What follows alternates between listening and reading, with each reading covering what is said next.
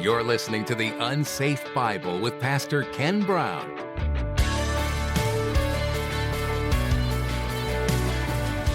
This is future history, written in advance. It's incredibly weird, yet it's incredibly real. It's going to happen. And does it have deep Old Testament roots? Oh, yeah.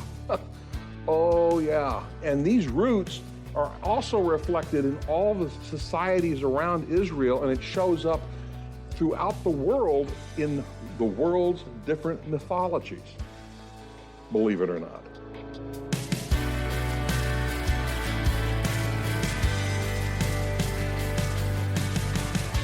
Have you ever woken up from a weird dream?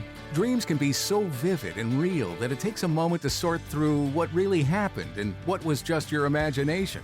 Sometimes reading the book of Revelation can feel a bit like that. It can seem like it's just a weird dream or a crazy metaphor. Today, though, Pastor Ken reminds us that Revelation is a history book, a book of future history. As weird and bizarre as it may get, it is real. We don't have the luxury of deciding something is too strange to happen. Well, let's join Pastor Ken in the book of Revelation chapter 9 as he begins his message, What if the Devil is Real? We're entering chapter 9, and the question is, and a lot of people will answer this question in the negative, it's real simple. What if the devil's real? Well, he is. But the majority of folks who say they're born again today do not believe in Satan. They just don't. So the question is, what if he's real? He is. There's going to be a reunion of sorts. They're going to get together, get the old gang together to raise a little literal hell. And you'll actually see that they're going to bite the hand that feeds them. So those folks that worship these fallen divine beings, they're going to turn around and attack them. This is Revelation chapter 9, verses 1 to 12. And if you've read it ahead of time, I'll just give you a warning. It's weird. Okay? If you've read it, you're going like, okay, this is weird. There's locusts, there's smoke, there's keys, there's demons, what is this? It's the book of Revelation. That's what it is. Whenever we see something in the Bible that is just out and out weird, and the Bible's full of it, it usually means it's supernatural in scope, and there are very deep Old Testament roots connected with it. So let's take a look at the 12 verses of chapter 9 that we're going to be looking at. Revelation 9, verses 1 to 12. Then the fifth angel sounded, and I saw a star from heaven which had fallen to the earth. And the key of the bottomless pit was given to him. He opened the bottomless pit, and smoke went up out of the pit like the smoke of a great furnace. And the sun and the air were darkened by the smoke of the pit. Then out of the smoke came locusts upon the earth. And power was given to them as the scorpions of the earth have power. They were told not to hurt the grass of the earth, nor any green thing, nor any tree, but only the men who do not have the seal of God on their foreheads. And they were not permitted to kill anyone, but to torment for 5 months. And their torment was like the torment of a scorpion when it stings a man. And in those days men will seek death and will not find it. They'll long to die, and death flees from them. The appearance of the locusts was like horses prepared for battle. On their heads appeared to be crowns like gold, and their faces were like the faces of men. They had hair like the hair of women, and their teeth were like the teeth of lions.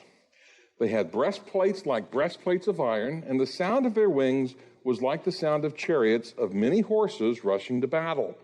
They have tails like scorpions and stings, and in their tails is the power to hurt men for 5 months. And they have a king over them, the angel of the abyss.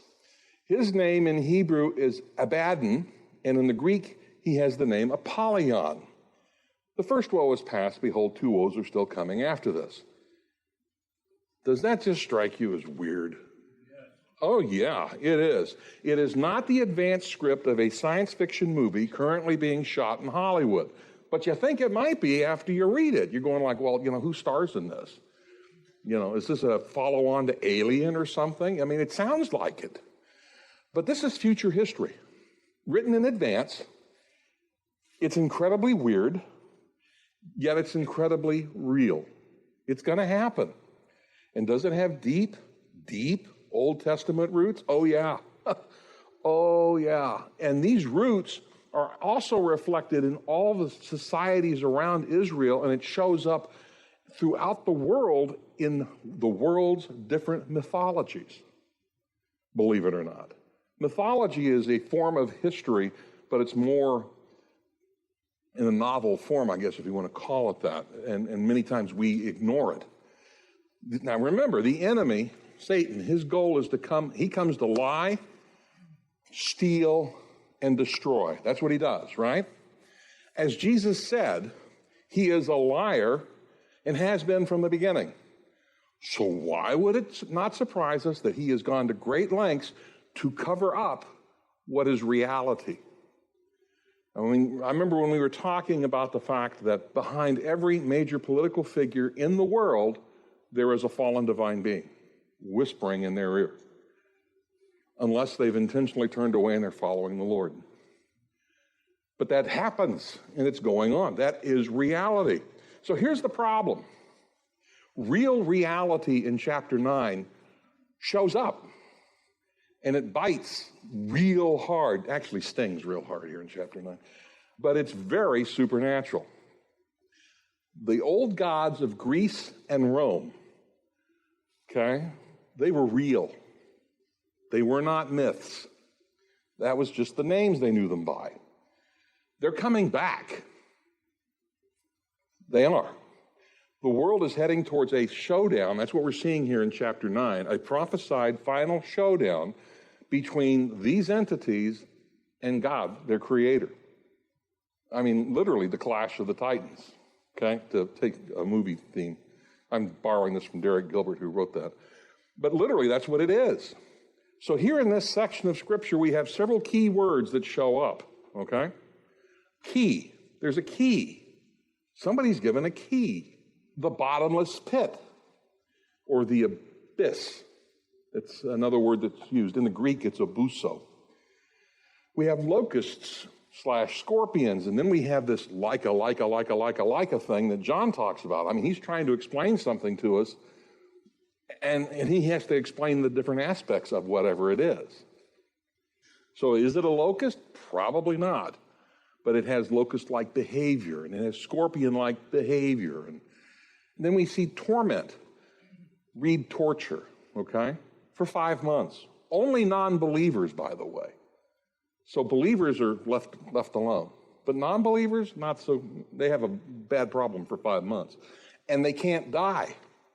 So for 5 months, the death rate is 0. Remember, we've had a third of the planet killed. We've had all these things happen. And then all of a sudden, for 5 months, no one can die. That's different. You have this description of a compound creature. By the way, they've shown up before. We see them in Greek mythology. They're known as centaurs or satyrs, but now we have something that's kind of locust-like. And then we hear a name called Abaddon or Apollyon. And it's not his first rodeo either. And he has other names as well. So we'll try and get into that. Okay, now before we go much further, though, let's take a look at who is actually being paroled.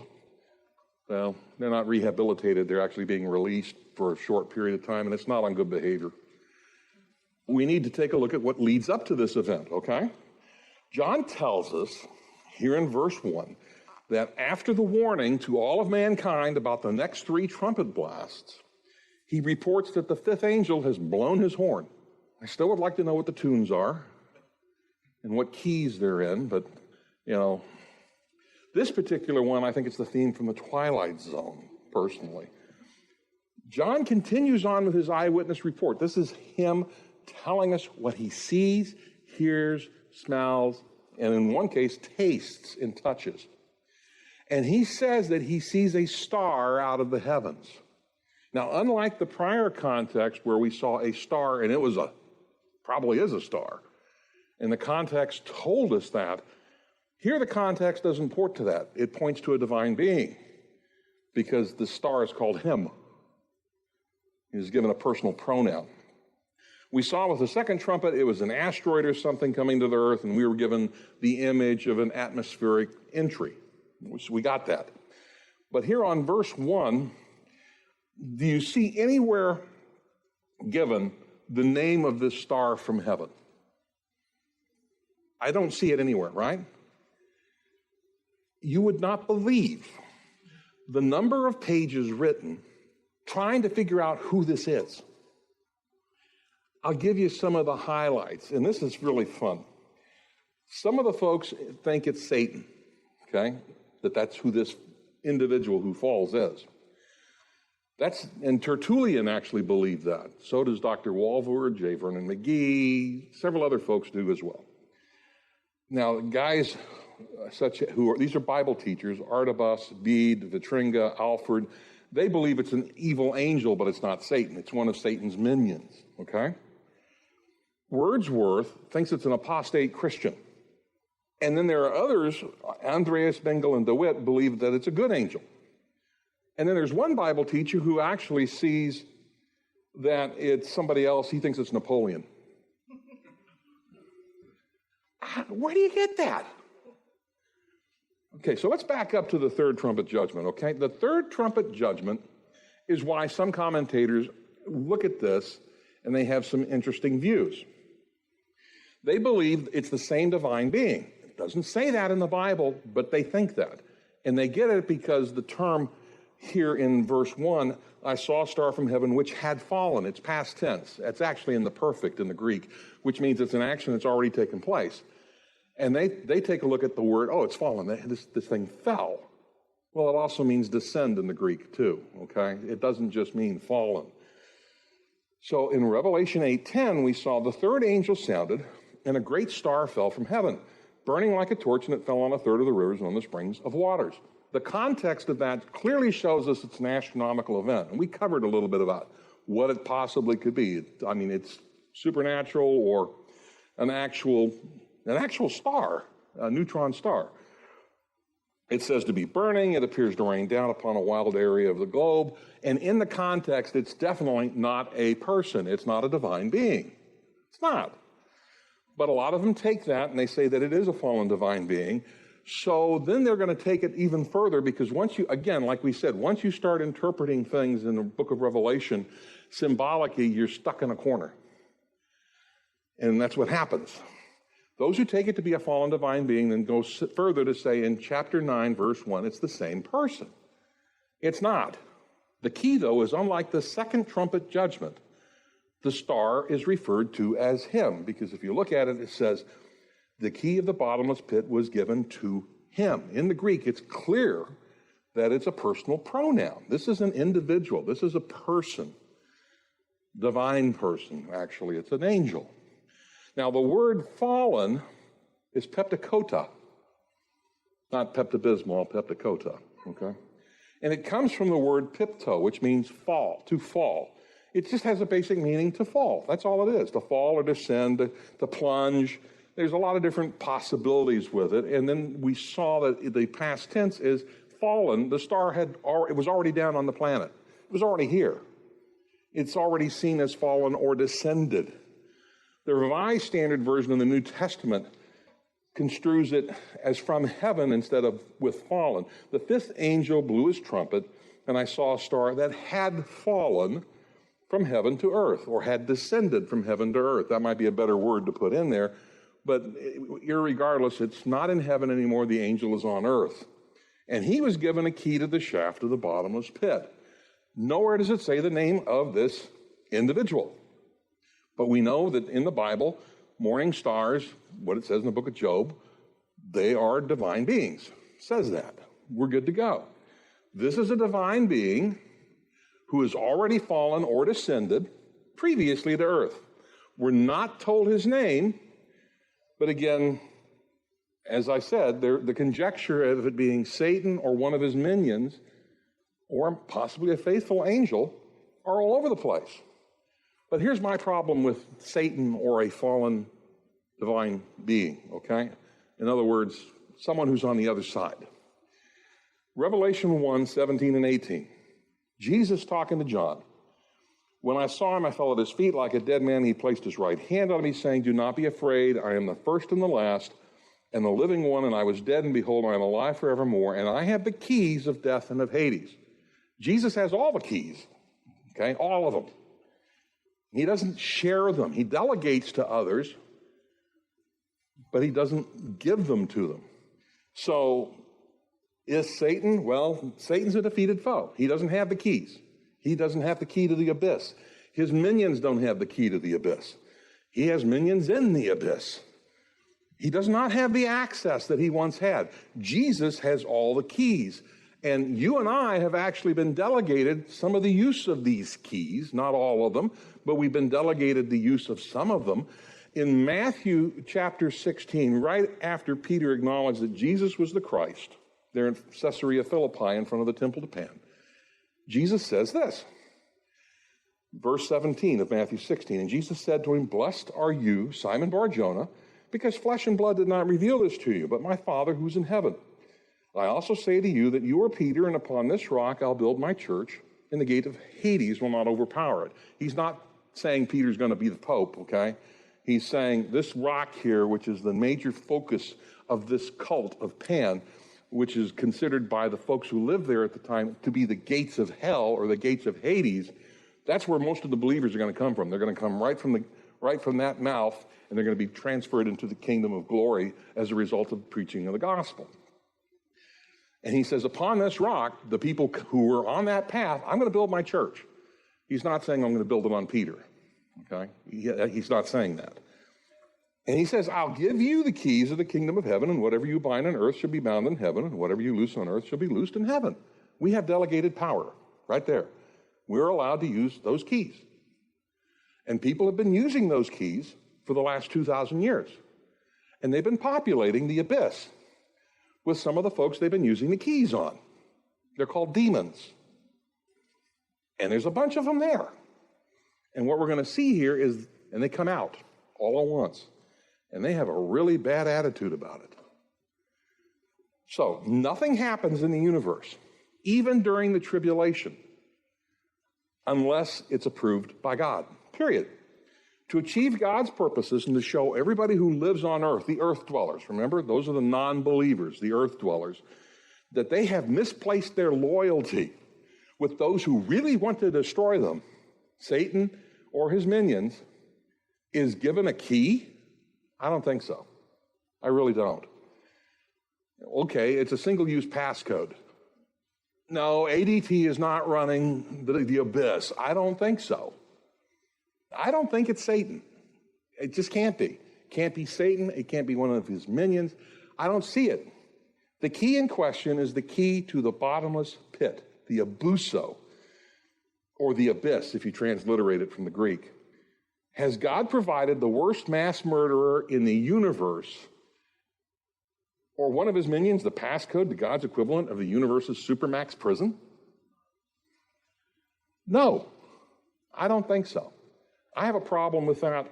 A lot of people have a problem with that because it just doesn't make sense. What you'll see some scholars say is it's not coherent. That's a scholarly, polite way of saying, this is dumb as dirt. It doesn't make sense, okay? So, now, could God do this and use Satan and give a graphic demonstration that all in the universe is actually subject to him all the time? Yeah, he could, okay? He could. But I struggle with that. Because you know what Jesus thinks of Lucifer, right? John 8:44, as he's trying to build bridges to the Pharisees. He tells them, you are your father of the devil, and you want to do the desires of your father. He was a murderer from the beginning. He does not stand in the truth because there's no truth in him. And whenever he speaks a lie, he speaks from his own nature. For he's a liar and the father of lies. Do you want to trust that guy with a key? No, absolutely not. When you go to Revelation chapter 20, verse 1, we'll see that there is a warden who actually runs the abyss. He's an angel. He's a faithful follower of God. And he has that job. I mean, I always look at these and I say, oh, this is the angel with the key. I'm going, he's the warden. I can understand that. So verse 1 of chapter 20, I saw an angel coming down from heaven, holding the key of the abyss and a great chain in his hand. Well, he's getting ready to lock up Satan for 1,000 years. So this is the warden. He's going to lock him up.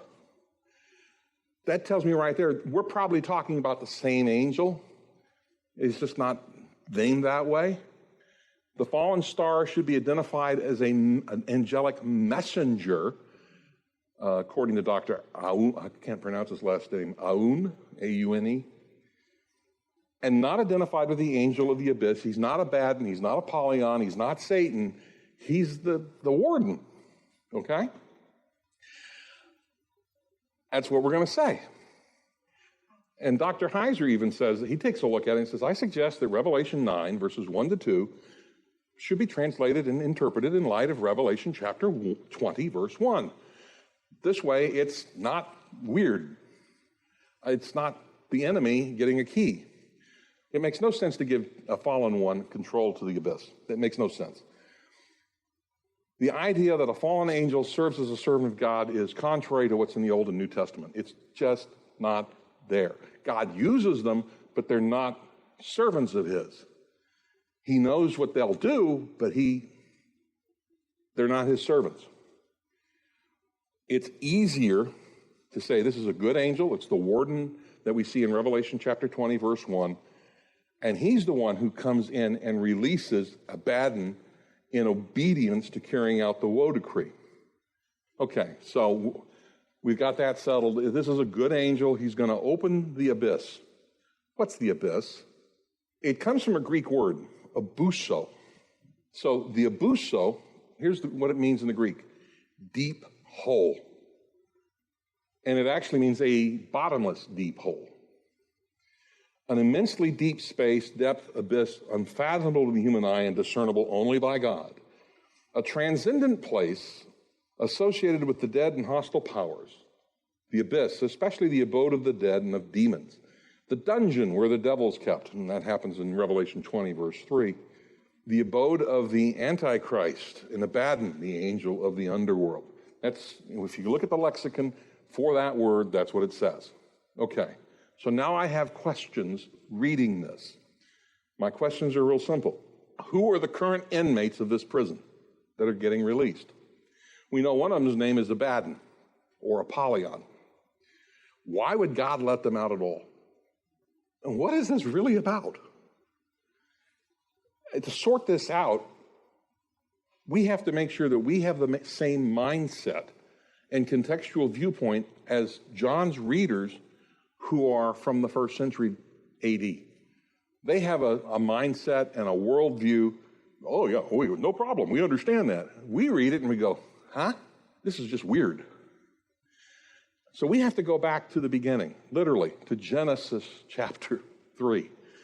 In Genesis chapter 3, verses 1 to 15, there is a rebellion that is fomented by an individual that we find out in Isaiah whose name is Hillel ben Sahar. That's his Hebrew name. And it's in Isaiah 14:12 where we see that name. We have it translated into English, and it's a little different when you look at it in the English. How have you fallen from heaven? In Hebrew it says Hillel ben Sahar. But we see it as, O star of the morning, son of the dawn. Okay? If you're reading it in Latin, you would just read the word Lucifer, because that's what that is. That's his name. It comes from one of those words, which means light bearer.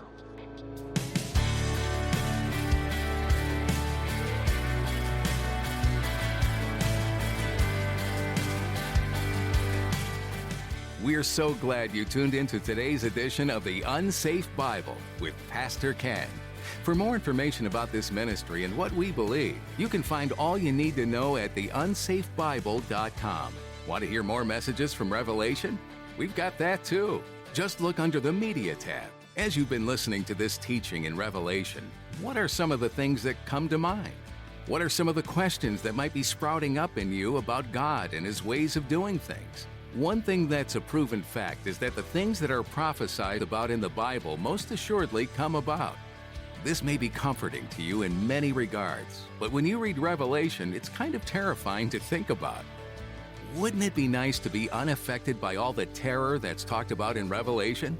Well, God in His goodness allows for a way out. Would you like to know more about this escape from the end of the world as we know it? We'd love to connect with you about these things. The truth is, it's all about Jesus and believing that He's Savior and Lord. If you have more questions, please go to theunsafebible.com. Find the Connect tab and select I'm New to fill out the form so we can be in touch. If you want any more info on who we are and what we're about, you'll find that on our website as well. That's theunsafebible.com. Well, that's all for today. We hope you'll join us again for another edition in the book of Revelation.